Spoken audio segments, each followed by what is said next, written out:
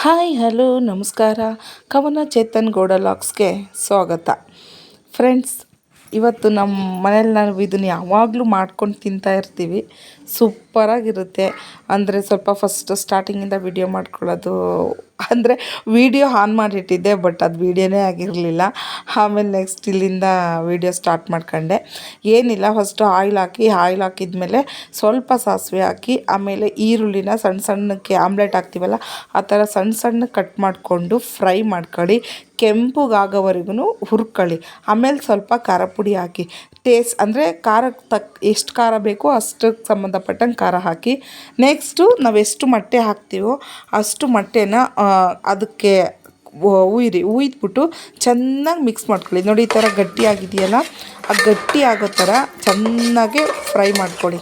ಅದು ಉಡುಡಿ ಥರ, ಹೆಗ್ಗು ಉಡುಡಿ ಥರ ಬರಬೇಕು. ಈ ಥರ ಚೆನ್ನಾಗಿ ಫ್ರೈ ಮಾಡ್ಕೊಂಡು ಹೋಗ್ತಾಯಿದ್ರೆ ಸೂಪರಾಗಿರುತ್ತೆ. ನಾವು ಸಂಜೆ ಟೈಮ್ ಸಾಂಬಾರಿಲ್ಲ ಏನಿಲ್ಲ ಅಂತ ಅಂದರೆ ಇದನ್ನೇ ಮಾಡಿಕೊಂಡು ತಿಂದರೆ ಸಾಕಾಗುತ್ತೆ. ನಮಗಿಷ್ಟೇ ಸಾಕು ಅಂತ ಅಂದ್ಕೊತೀನಿ. ನೈಟು ಊಟಕ್ಕೆ ತುಂಬಾ ಟೇಸ್ಟಿಯಾಗಿರುತ್ತೆ. ನೀವು ಒಂದ್ಸಲ ಟ್ರೈ ಮಾಡಿ ನೋಡಿ. ನೆಕ್ಸ್ಟ್ ಅದಕ್ಕೆ ನೆನೆ ಹಾಕಿದಂತಹ ಪುರಿ ಇರುತ್ತಲ್ಲ, ನೆನೆ ಹಾಕಬೇಕು. ಪುರಿನ ನೆನೆ ಹಾಕಿದರೆ ಮಾತ್ರ ತುಂಬ ಟೇಸ್ಟಾಗಿರುತ್ತೆ. ಆ ನೆನೆ ಹಾಕಿದ ಪುರಿನ ಅದಕ್ಕೆ ನಾವು ಫ್ರೈ ಮಾಡಿರ್ತೀವಲ್ಲ, ಎಗ್ ಫ್ರೈ ಮಾಡಿರ್ತೀವಲ್ಲ ಅದಕ್ಕೆ ಹಾಕೋದು. ಅದನ್ನು ಚೆನ್ನಾಗಿ ಹಿಂಡ್ಬಿಟ್ಟು ನೆನೆ ಹಾಕಿದ ಪುರಿನ ಆ ಮೊಟ್ಟೆ ಫ್ರೈ ಒಳಗಡೆಗೆ ಹಾಕ್ಬಿಟ್ಟು ಅದನ್ನು ಚೆನ್ನಾಗೆ ಈಗ ಪುರಿ ಹಾಕ್ಬಿಟ್ಟು ನೆಕ್ಸ್ಟ್ ಅದಕ್ಕೆ ರುಚಿಗೆ ತಕ್ಕಷ್ಟು ಸಾಲ್ಟನ್ನ ಹಾಕಬೇಕು. ಓಕೆ, ರುಚಿಗೆ ತಕ್ಕಷ್ಟು ಸಾಲ್ಟನ್ನ ಹಾಕಿ ನಂತರ ಅದನ್ನು ಚೆನ್ನಾಗಿ ಮಿಕ್ಸ್ ಮಾಡಬೇಕು. ಚೆನ್ನಾಗಿ ಮಿಕ್ಸ್ ಹೊಡೆದ್ರೆ ಅದು ಮೊಟ್ಟೆ ಕರಿ ಇರುತ್ತಲ್ಲ, ಅದೆಲ್ಲ ಕೂಡ ಅದು ಹೊಂದ್ಕೋಬೇಕು ಪುರಿಗೆ.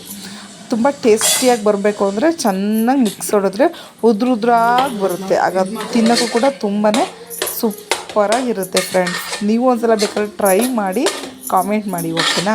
ತುಂಬಾ ಚೆನ್ನಾಗಿರುತ್ತೆ. ಈ ಥರ ಚೆನ್ನಾಗಿ ಮಿಕ್ಸ್ ಹೊಡಿಬೇಕು. ಆ ಮೊಟ್ಟೆಗೆ ಇದೆಯಲ್ಲ ಫ್ರೈ ಮಾಡಿರ್ತೀವಲ್ಲ ನೋಡಿ, ಆ ಮೊಟ್ಟೆದು ಅದು ಪುರಿಗೆಲ್ಲ ಅಂಟ್ಕೋಬೇಕು.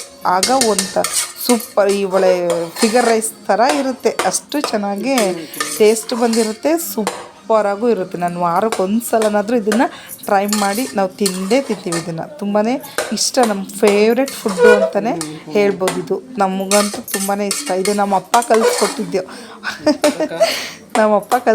ಫುಡ್ ಇದು. ನಮಗಂತೂ ತುಂಬಾ ಇಷ್ಟ ಆಗುತ್ತೆ ಇದು. ನೆಕ್ಸ್ಟ್ ಇದನ್ನು ಪ್ಲೇಟಿಗೆ ಸರ್ವ್ ಮಾಡ್ಕೋಬೇಕು. ಇದ್ರ ಜೊತೆಗೆ ಒಂದು ಆಮ್ಲೆಟು, ಒಂದು ಬನಾನ ಇದ್ದರೆ ಊಟ ರೆಡಿ. ಸೂಪರಾಗಿರುತ್ತೆ ಫ್ರೆಂಡ್ಸ್, ಒಂದು ಸಲ ಟ್ರೈ ಮಾಡಿ ನೋಡಿ. ಇದಕ್ಕೆ ಒಂದು ಆಮ್ಲೆಟು, ಒಂದು ಬಾಳೆಹಣ್ಣಿದ್ರೆ ಹೊಟ್ಟೆ ತುಂಬ ಊಟ, ಸೂಪರ್ ಟೇಸ್ಟಿಯಾಗಿರೋವಂಥ ಊಟನ ತಿನ್ಬೋದು. ನೀವು ಟ್ರೈ ಮಾಡಿ ಕಾಮೆಂಟ್ ಮಾಡಿ.